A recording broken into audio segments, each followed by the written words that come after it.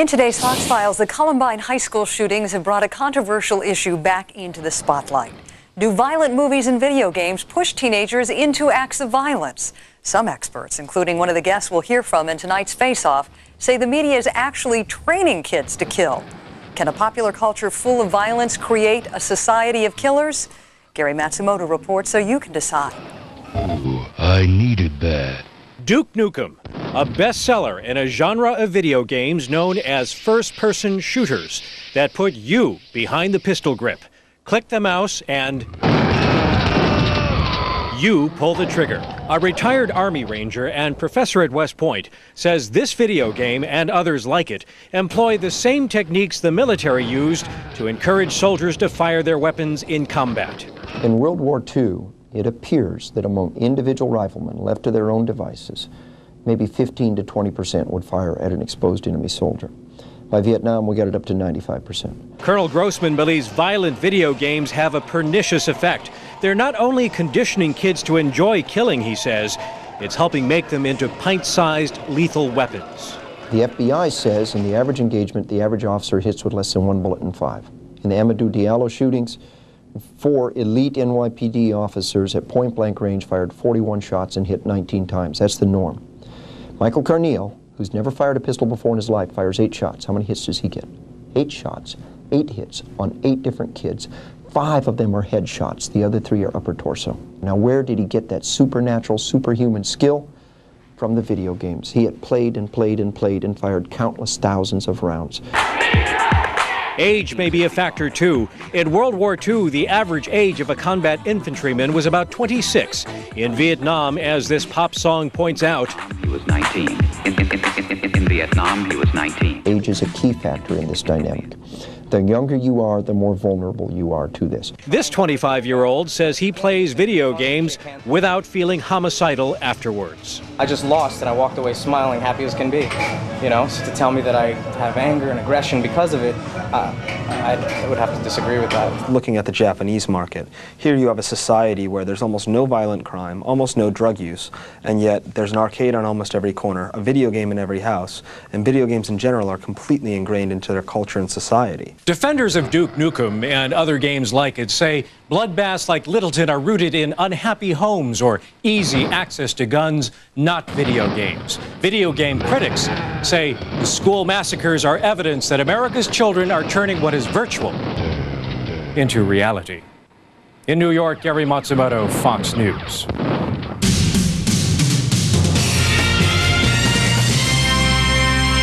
So do violent movies and video games really turn our kids into killers? That is the subject of our Fox Face-Off today. Joining us is a noted authority on the topic, retired Lieutenant Colonel David Grossman. Welcome. And video game authority and editor-in-chief of PC Gamer magazine, Gary Whitta. Welcome to you as well. Thank you both for joining us this evening. Mr. Grossman, investigators have now confirmed that both of the teenage killers were users of a vicious video game. Do you think there is any link between their massacre and their use of these violent video games? Paula, we don't think it, we know it. We're going to prove it in a court of law in the Paducah case. The United States military, the United States armed forces, First World Armed Forces and militaries around the world use these training devices in order to enable individuals to kill, to hit their target, and to make killing a reflex.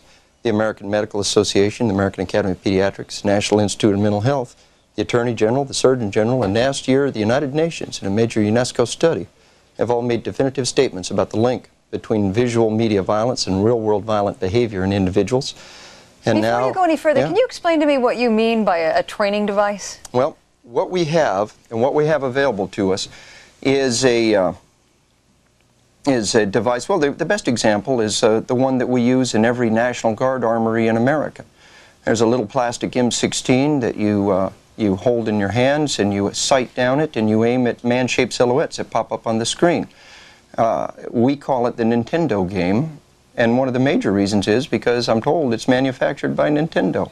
And it is designed, and the military pays millions of dollars to that corporation in order to perfect the marksmanship and the killing skills of individuals whose job it is to kill in the line of duty. Now, let's give Mr. Whitta a chance to respond to some of what you said. Mr. Whitta, let's go back to his original charge that he can prove that there was a link between the use of these video games and the massacre. Well, I'd be very, very interested to see if he can do that. My personal view is that the comparison between computer game action and violence and violence in the real world it's simply absurd. I've been playing these games for 20 years and I'm just fine. Yeah. You're just fine, but do you think it's possible that you are able to make a distinction between reality and fantasy when more impressionable kids cannot?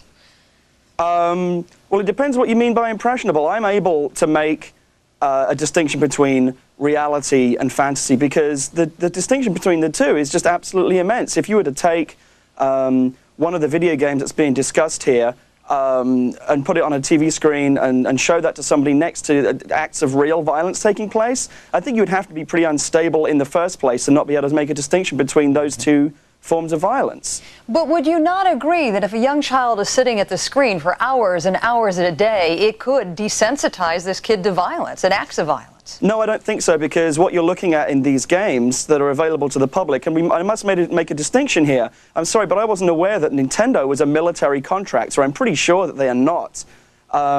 And in terms of the kind of simulations that are produced for the armed forces and the kind that are available for regular people to go and buy in the stores, I'm sorry, but there is an absolute world of difference. There is no way that the armed forces train with games like Doom and Quake, the kind of games that kids play. That's an absurdity. That isn't really what you were suggesting, Mr. Grossman. Were you talking about the actual technique and the hand-eye coordination that the hand-eye coordination? Required? Paula, the hand-eye coordination, the techniques, but actually the Marine Corps, the United States Marine Corps, has used Doom as a training device, and it is my understanding indeed that Nintendo makes that exact same device where you fire a plastic M16 at targets on the screen. Now, the reality is that we can provide those mechanisms to those kids, and as far as saying that the link is absurd, well, let's go ahead and tell that to the parents of 13 kids in Colorado today. We had a 14-year-old boy in Paducah, Kentucky, who had never fired a pistol before in his life. He walked into a prayer circle. It's not a great compact mass of kids.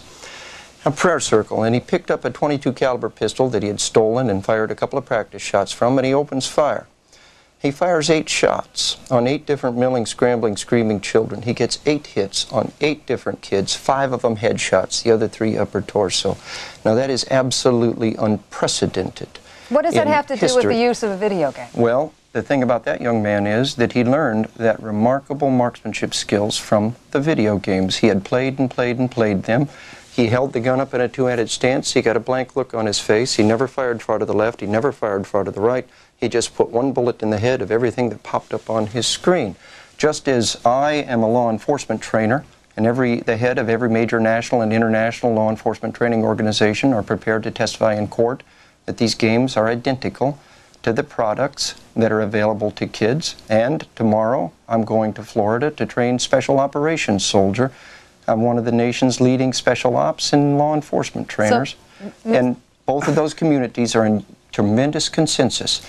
Your response to that, Mr. Whitta? I'm sorry, but first of all, let's take issue with the assumption that the United States Marine Corps and the armed forces are being trained using a game like Doom. If that's the case, I'm leaving the country because I don't feel safe. If the people that are charged with the protection of this country against military invasion are being taught to defend the country by using a game like Doom, we're not in a very safe position. And I'd just like to make a very, very big distinction between the idea when you play a video game, the controllers that you use to play that game, you use the same computer mouse to aim and point the weapon to kill the monsters and the creatures on the screen that you use to control your Excel spreadsheet.